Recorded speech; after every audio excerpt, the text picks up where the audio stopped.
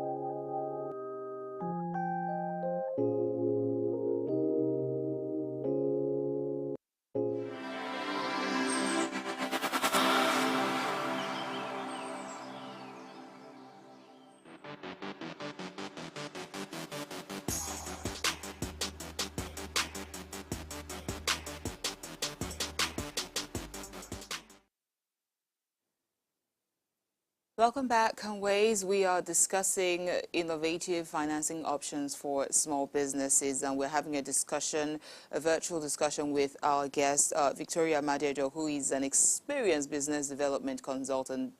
Victoria, thank you for still being here with us.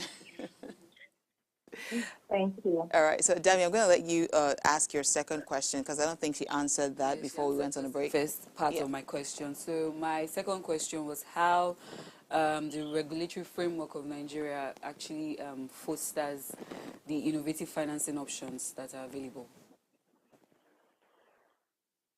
Okay, so you know that as a country, we are evolving. Most especially when it comes to the carbon credit option of funding. There's a collaboration between the Ministry of Blue Economy and the Ministry of Trade and the Central Bank of Nigeria to ensure that there is a framework that is inclusive of the small businesses in the country. Because as it's where this option is more favorable to medium and large scale businesses because they have the opportunity to read or have business advisors or financial advisors that can give them heads up about this opportunity. So what these ministries and the bank, the central bank is doing is to ensure that there's a way to cascade this opportunity to the small scale and medium, micro and nano businesses. But it's still in the works for that. However, for the guaranteeing option, is already an acceptable option within the financial sector and as approved by the central bank. So as a country, yes, we have been able to fine-tune our policy that allows these micro, small businesses to take advantage of this guaranteeing option. So yes, there's frameworks that supports the implementation of these new funding options, and there are some that are still going through some recalibration at the moment. But we're hoping that by the end of the year, we should be able to have a framework that is more inclusive as a country. Thank you. All right, thank you very much. Glory. So my question is, we want to look at some of the risks associated with alternative form of financing. So can you just enlighten us on some of this risk and how can we mitigate against them? So the major risk associated with this alternative funding is for the carbon credit part is not having the right evaluator. So an evaluator can come to evaluate your project or your business and see that you have some level of carbon credit. And instead of giving you a way to offset the carbon credit, we'll do a swap so that you can have some funds available for yourself for liquidity to inject into your business. They can do a trade-off because you don't understand it lower than the market price. And to be honest, most small businesses will suffer from this kind of risk because being enlightened or being knowledgeable about this opportunity is like your safety net to avoid being distorted by evaluators that are not trustworthy. And you don't write the names or unworthy on the forehead or profile of evaluators. So that is a big risk.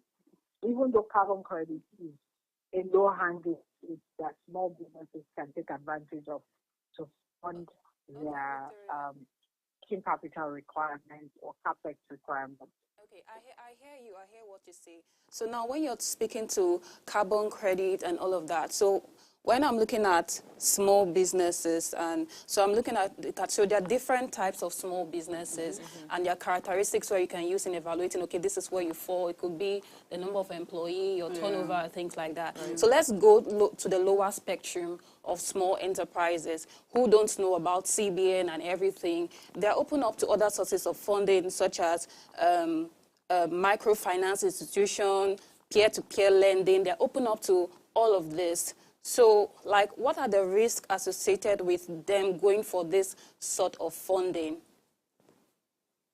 Okay, so if we're looking at microfinance lending for what we classify as nano or micro businesses, right? Because they're mostly the ones that are borrowing from big microfinance institution or for doing a lot of peer-to-peer lending structure, right? So for those set of people, they run the risk of high interest rates. They run the risk of not understanding the tenor. They run the risk of not being able to interpret the terms and conditions that are in fine print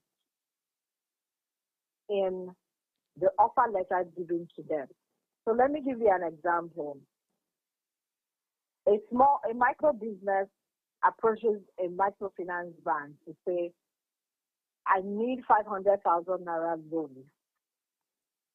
And the microfinance bank charges, let's say, 4% per month. On the face value, 4% per month is not a lot when you're looking at it in naira and kobo. So 4% of 500,000 is about 20,000 naira. So you're looking at, okay, I'm paying 20,000 per month. It's not too much. But you're not, most of these businesses are not looking at what is the spread in terms of their net or that business that they're about to do. What also happens when the moratorium, they don't have a moratorium period on that facility, and there is a glitch because they cannot control their vendors. So if there's a glitch in logistics, what happens to them? What happens to their business in terms of repayment? They will pay penalty charges.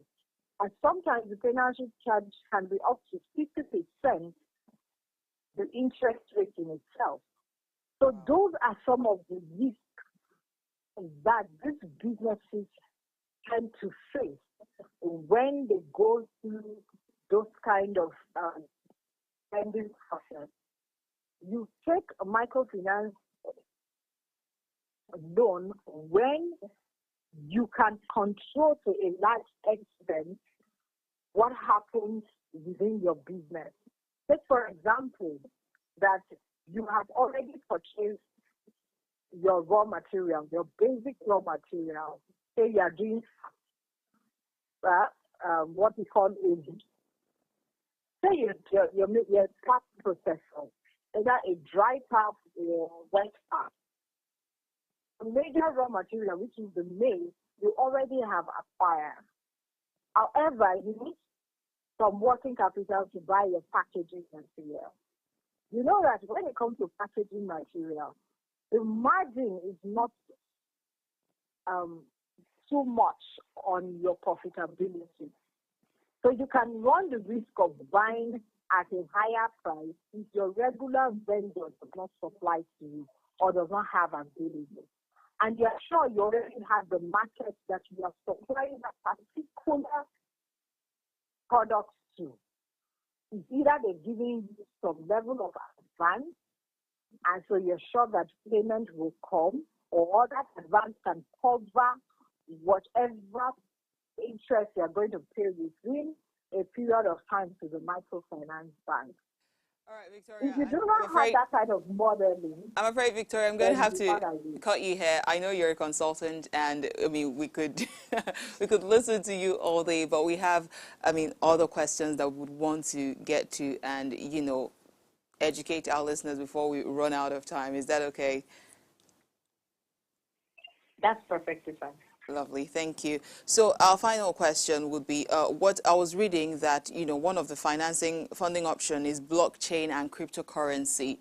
And that is the 21st century development that is mostly associated with Gen Z and whatnot. So the question is, what opportunities does technologies like these blockchain, cryptocurrency, what are the opportunities it presents for ease of funding for small businesses? How does it change the For game? so for blockchain, You have 1 minute. Are you there? All right, do remember you can send us a message on WhatsApp or send us an SMS 08180384663, and our phone line is open, of course, always. So you can call us on 07025007749. Victoria, are you there? All right, I'm guessing that we lost the connection, but we'll definitely connect back with you as soon as you're able to, as soon as we're able to connect back with you. So this blockchain, because I know Nigeria doesn't have a good relationship with cryptocurrency. Exactly the question I wanted to ask. Yeah. I don't know, So CBN is I'm kind of curious about it, but we have a lot of young people who are making money off of cryptocurrency. I remember when it was banned. I'm not sure if that is true. I don't deal in cryptocurrency, but I heard that people diverted through Ghana to still run their businesses and some other African countries. So I'm curious about how that helps fund businesses, small businesses in Nigeria, given the fact that this is the country's stand about cryptocurrency and blockchain and whatnot. So Victoria, are you there? Are you back on, Victoria? All right. Oh, sadly, we lost her. So, I mean, this is the point where we get to thank our guest, Victoria. Sadly, we lost the connection. She had a whole lot to educate us on a small business. I mean, she's a business development consultant, advisor. Wait, did you hear her CV? Her profile? Why do I keep saying CV? Her profile is amazing. I'm sure that we would have her on another time, perhaps even in the studio, so she could tell us much more in person, because I think conversations are easier in person, and even way more entertaining. But yeah, it is what it is. So ladies, thank you for a great show. Anything you want to chip in? We're pressed for time. Anything you want to chip in about starting up businesses? I don't run a business, but I'm what curious. I want to say is, she made mention a lot about CBN, but what I want to put out there is, yeah, we have CBN. There are many sorts of financing small businesses. So even you, within you might be running your business as an enterprise, maybe doing a turnover of about $1 million. There are funding which you can have access to aside going through mainstream, because a lot of people feel intimidated approaching commercial.